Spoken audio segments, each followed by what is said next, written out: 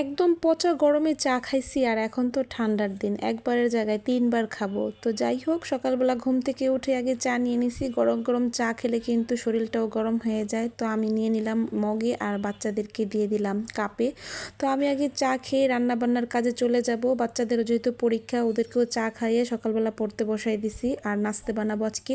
তো পাতাকপি ভাজিটা করতেছি। তো কালকে রাত্রে পাতাকপিটা কেটে ভাপ দিয়ে পানিটা ফেলে দিয়েছি। আর সকালবেলা শুধু একটু বাগার দিলাম টমেটো দিয়ে, কাঁচামরিচ দিয়ে। সকালের নাস্তা হিসাবে গোলা রুটি বানাবো। আর এটা হচ্ছে একটা ফাঁকিবাজি নাস্তা। যেহেতু বাচ্চাদের পরীক্ষা চলতেছে, কয়েকদিন ধরে রুটি বানানোর ঝামেলাতে যাচ্ছি না, ওদেরকে পড়তে বসাই দিছি। আর এইদিকে আমি রুটিটা বানিয়ে ফেলতেছি। আর বড় মেয়ের তো একটু পরে মানে 8টা বাজে ওর পরীক্ষা শুরু। তো একটা রুটি আগে বানিয়ে ওকে খাইয়ে স্কুলে পাঠিয়ে দেব। তো আমার রুটিটা যেহেতু বানানো হয়ে গেছে, তো ওকে দিয়ে দিচ্ছে। ছোট মেয়ের পরীক্ষা আবার 9টা থেকে, তো ওর আবার একটু পরে যেতে দেবো, কারণ 1 ঘন্টা পরে আবার ওর পরীক্ষা শুরু হবে। তো এক একজনের বাহানা হচ্ছে এক এক রকম। ছোট মেয়ে তো ভাজি দিয়ে খাবে না, ছোট মেয়েকে আবার চিনি দিয়ে দিলাম। আর হাজবেন্ডের জন্য নাস্তাটা রেডি করে নিলাম। ওইদিকে আমার ছেলেও ঘুম থেকে উঠে গেছে, খাবারের জন্য কান্না করতেছে। তো তার খাবারটা আজকে রেডি করে ফেলছি। সকালবেলায় আজকে সাবু রান্না করে ফেলছি। সারা রাত যেহেতু বাচ্চাটা খায় না কিচ্ছু, তো সকালবেলায় উঠে ওরও খিদা লেগে যায়। তো তাড়াতাড়ি করে ওর খাবারটা আগে রেডি করে ওকে খাইয়ে নিলাম। তো আমার দোনো মেয়ে স্কুলে চলে গেছে, হাজবেন্ড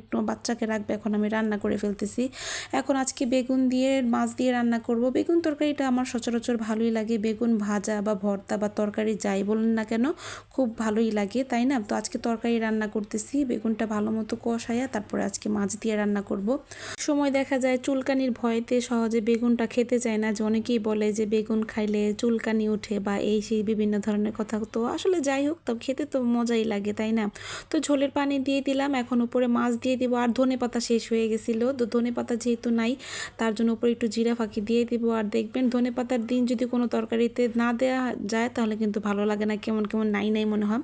আর আজকে একটা বেগুন ভেজে নিব, মানে বেগুনগুলো এত ভালো ছিল, ফ্রেশ, তো ভিতরে একদম কোনো বিচি ছিল না, দেখে খুব ভালো লাগতেছিল। তার জন্য আমি আবার একটা বেগুন কেটে এরকম ভাজা করে নিলাম। আর এই ভাজাটা আমার বড় মেয়েটাও পছন্দ করে, তার জন্য তো অনেকগুলো কাঁচামরিচ আনছিল, তো এগুলো আর বাছা হয় নাই, তো ফাঁকে একটু বাইছা নিলাম। তো যাই হোক, সন্ধ্যাবেলা বাচ্চাদেরকে আবার কি নাস্তা দেবো, তো একটু ফ্রিজে আমি আবার বুটটা রেখে দিয়েছিলাম সিদ্ধ করে, একটু বাগার দিয়ে বাচ্চাদের বিকেলে নাস্তা হিসেবে মুড়ি বানিয়ে দিলাম।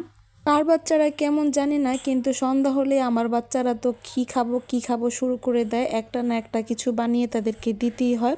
আজকে দুপুরে যেহেতু ডাল রান্না করি নাই, তার জন্য একটু ডাল রান্না করে নিলাম, কারণ যেদিন ডাল না রান্না করবো সেদিনই আমার ছোট মেয়ের চোখের পানি আর নাকের পানি এক হয়ে যায়। তো বিশেষ করে ওর জন্য ডাল রান্না করতেই হয়।